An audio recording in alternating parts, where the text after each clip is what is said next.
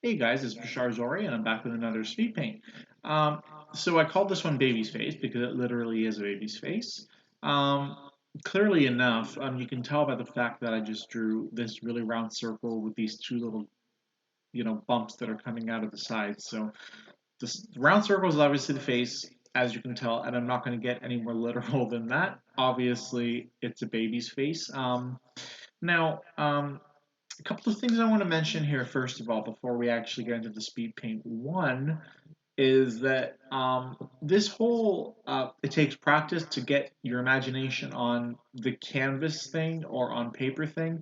I've actually been getting quite a grip of that, even with my sketches on a sketchbook. And then two is I used to think that drawing digitally was very different.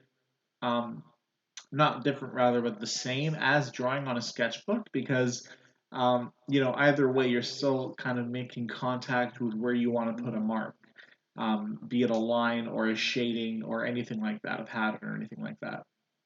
But then I realized it's really not the same, especially when I started using colors. When I started using colors, everything kind of like I used colors as a base before, I believe, in the Waterfall Valley speed paint, that mountain with the water coming out from the top.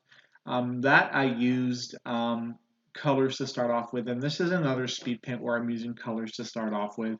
Now, it does actually surprise me to say this, but it's something that I think all artists will experience at one point in time if they're doing digital versus freehand, which is that when it comes to freehand, meaning when you draw in a sketchbook with pencil and paper, or pen and paper, depending on whatever it is, but as long as it's you making contact with that object, with the paper itself, with the canvas, whatever it is, that's freehand.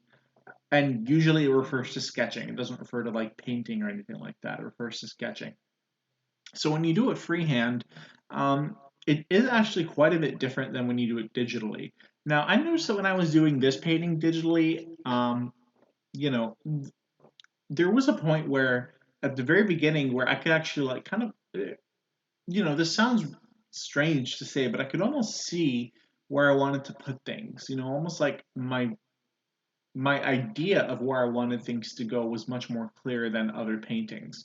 Um, Now, could it be because I used colors at first? I don't know. Could it be because that gave it a more 3D look? I really don't know. Could it be because, it could be a multitude of factors. I'm not positive as to which one it is. But definitely what helped was just kind of practicing a lot and making sure that I wasn't getting ahead of myself. So, for example, this face is simple. I've drawn many faces in my life. And I've never drawn a baby's face before, probably just once other than this time. And it was a very simple one in my sketchbook, like a very little rough sketch of a baby's face in my sketchbook. In fact, it was a reference, so that's even less original. But yeah, I tried to, like, this is not exactly expanding my horizons, but it is just a way to practice something with a little bit more of a twist to it, I guess. So painting this baby's face digitally was very rewarding, and it's not something that I would normally do thematically.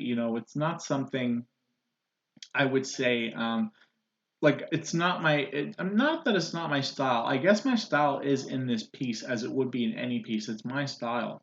I'm the one who's drawing at the end of the day, but at the same time, I'm not one to draw like cute things or adorable things. And this is, I don't know if it's gonna pass as completely adorable because some people told me that the eyes are a bit too big, they're a bit scary. Some people did like it in the end, but I can see flaws in it, of course. As an artist who sees his own piece, I know there's flaws in it. But at the same time, I am happy with the way it turned out just because it's nice when you broaden your horizons, as I just did here.